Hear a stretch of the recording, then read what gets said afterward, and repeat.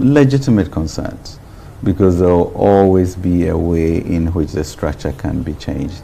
As you saw with the banking institutions, further engagement, and we saw certain changes that we made to the exchange program.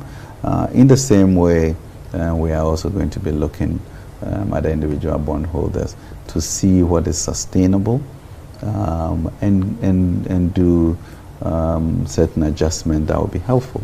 But I think once we all acknowledge that this debt exchange program is important for us to get move from the SLA into a fund board decision, then the question becomes, how do we quote-unquote burden share in the process?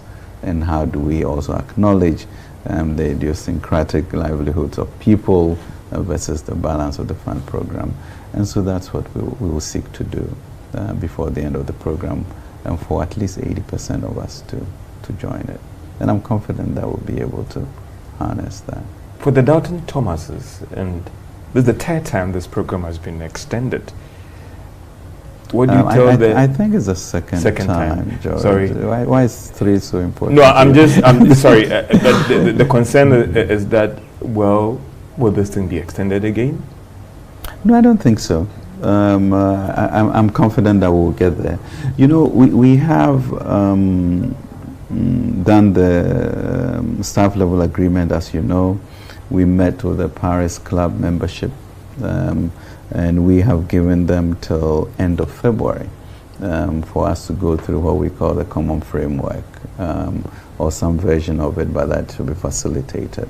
And then we expect them to go to board in Washington in March. So really, we don't have that type of time. Because as you know, George, usually in the first quarter is when we would have gone to the international capital markets for our usual Eurobond issuance. Now that market, it's not there for us this year, maybe even next year, and therefore an agreement in the fund program is what one is using to be able to give the necessary comfort that is required. I think you heard the Public Accounts Committee or the Central Bank import cover, testify import cover, usable, forex about 1.5 billion, etc. So we need to ensure that the appropriate foreign exchange comes in at this critical juncture.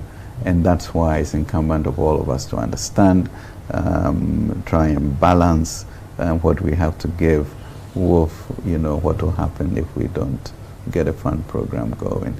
So yes, I'm confident that we will negotiate ourselves into something that is sustainable.